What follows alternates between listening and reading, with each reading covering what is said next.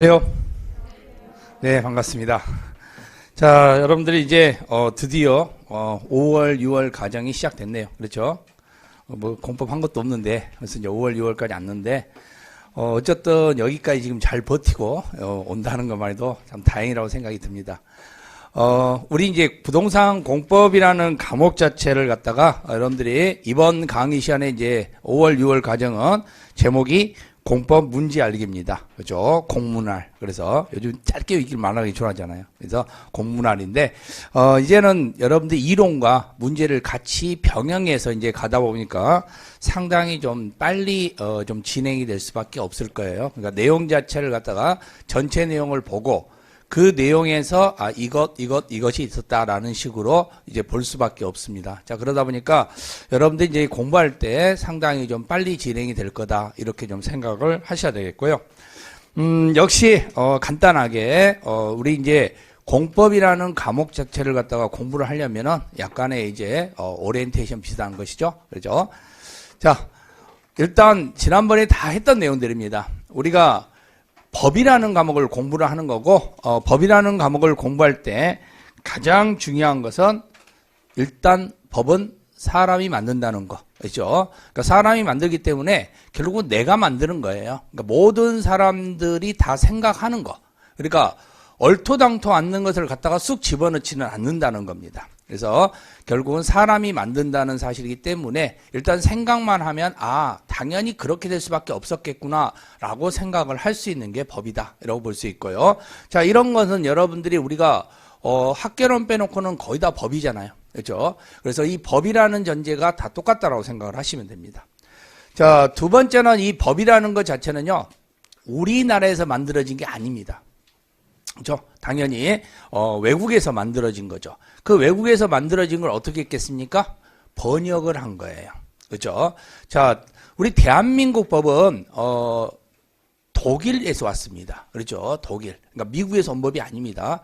독일법입니다. 그럼 그 독일법을 누가 가져왔을까요? 독일법을 누가 가져왔을까요? 우리나라가 가져왔을까요? 다른 나라가 가져왔을까요? 예, 일본이 가져왔습니다. 그러니까 일본이라는 곳에서 독일법을 가져와서 그 독일법을 한국에다가 가져온 겁니다. 그러니 당연히 해석을 뭘로 일본이 했겠습니까? 일본어로 했겠죠? 자, 일본어인데 여러분들 일본어를 보면은 한자어잖아요. 그죠? 자, 우리나라가 어수는 같아요. 근데 한자어입니다. 그래서 한자어로 들어온 겁니다. 그러다 보니까 당연히 일단 우리 법은 다 한자로 되어 있습니다. 그럼 그 한자를 여러분들이 뭐 해야 된다? 풀어야 돼요.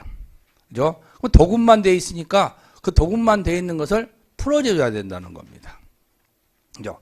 그러니까 결국은 이 도금 자체를 풀어야 되다 보니까 여러분들이 할 일이 두 가지가 생겨버리는 거예요. 그죠? 그럼 내용 자체는 분명히 우리말인데 이해는 가는데, 그죠? 읽을 수는 있어. 그런데 그 부분에 대해서 결국은 해석이 안 되는 거죠. 그래서 용어 정리를 해놓으면 좀 낫다. 그래서 제가 여러분한테 11월, 12월에 줬던 그 용어 정리집 이걸 갖다가 여러분들이 모르면은 좀 보고 이렇게 해야 된다는 거. 자, 그리고 법은 길이라 그랬습니다. 정해져 있어요. 이미 다 만들어 놨습니다. 그죠? 앞으로 가다가 바뀔 수도 있습니다. 법은 바뀔 수도 있는데 그런데 다 만들어져 있는 겁니다. 현재 우리가 배우는 것은 다 만들어져 있는 거고 그 만들어진 거에 대해서 약간씩 뭐 개정이 된다든가 이런 부분은 생길 수가 있다는 겁니다. 그래서 결국은 만들어진 거니까 그대로 시키는 대로 하면 되는 거예요.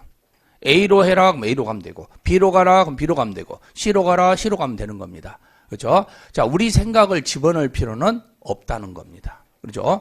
그리고 우리는 민법처럼 판례를 공부하지 않습니다. 판례는 법관이 그 내용을 풀어가지고 이 내용에 대해서 정확하게 이걸 왜 그러는지에 대한 설명이 되어 있습니다. 근데 우리는 그럴 필요가 없어요.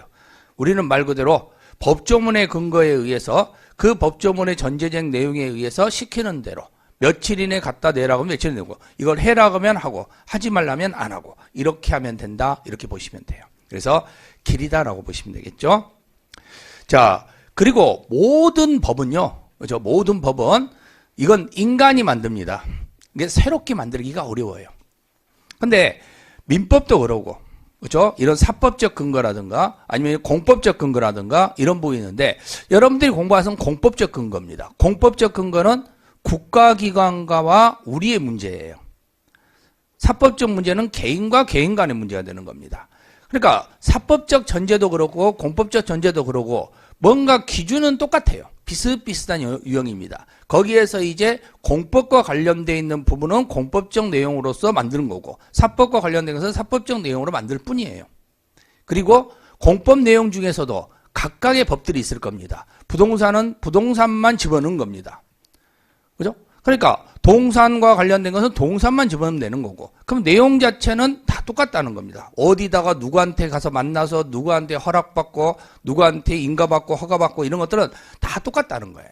그러니까 그런 부분들에 대한 공통점들이 다 있다. 우리가 배우는 6가지 법률에도 공부하다 보면 역시나 공통점이 있더라. 그럼 그 공통점은 굳이 우리가 한 번만 하면 되는 거지 여러 번 하실 필요는 없다는 겁니다. 그래서 먼저 공통점을 먼저 빼놓고 그 다음에 개별적인 내용들만 공부하면 되더라. 자, 그리고 암기보다는 이해가 우선이다. 자, 여러분들이 어쩔 수 없죠. 기초가 없습니다. 그죠? 기초가 없으니까 결국은 항상 여러분들 입장에서는 이걸 갖다가 어떻게 이해하고 뭐하고 하기가 쉽지는 않아요. 자꾸 법을 이해하십시오, 공부하십시오 그런데 뭐 어떻게 공부하냐는 거지. 뭘 공부해야 될지 모르는데. 그죠? 기초부터 없는데. 법을 공부하려면 법의 기초부터 시작해서 입문부터 시작해서 다 이렇게 공부를 해야 되는데 딸랑 그냥 이 부동산공법 6개 갖다 던져주면서 이거 공부하라거니 이걸 어떻게 하냐는 거죠. 민법, 사법 갖다 던져놓으면서 이걸 공부하라거니 이걸 어떻게 하냐는 거예요. 그러니까 결국은 이 법률 자체를 여러분들이 습득하기는 쉽지가 않습니다. 그러니까 어쩔 수 없이 선생님들도 여러분들한테 할 수 있는 방법은 뭐냐? 암기시키는 방법밖에 없죠. 자꾸 암기 방법으로 해가지고 여러분들한테 외워라. 외우면 돼. 안 외우면 당신들 손해야. 그러니까 여러분들은 외워야 돼요. 근데 외워도 뭔지는 모르고 그냥 외우는 겁니다. 대신 외워서 안 되면은요. 나는 외우라고 했잖아. 근데 여러분이 안 외웠잖아. 그럼 잘못은 누가 한 거야? 여러분이 한 거지. 그럴 거 아니에요. 그죠? 근데 이 암기라는 방법은 그건 제가 볼 때는 제가 회피하기 위한 방법밖에 아니에요. 그럼 여러분들이 어떻게 하냐? 최대한 이해를 시키려고 노력을 해야 된다는 거죠. 그래서 저는 그동안 계속해서 이해를 시키는 방향으로 해왔던 겁니다. 그래서 웬만하면 외우지 말고, 그죠? 이해를 하면서 가되, 그 이해를 한 다음에 이런 방식으로 외워봐라. 이런 식으로 여러분들을 그동안 해왔고요. 그 방식은 절대 버려서는 안 된다는 겁니다. 그죠? 그래서 최대한 여러분들이 키포인트에 나와 있는 것만이라도 이해를 하면서 가야 된다. 그렇게 해줘야 여러분들이 공부할 때 이건 나오면 답이 이게 될 수밖에 없구나. 이것은 답이 이렇게 될 수밖에 없구나. 이렇게 돼야 되지. 그냥 외워가지고 이건 나오면 A인데 없어. 그죠?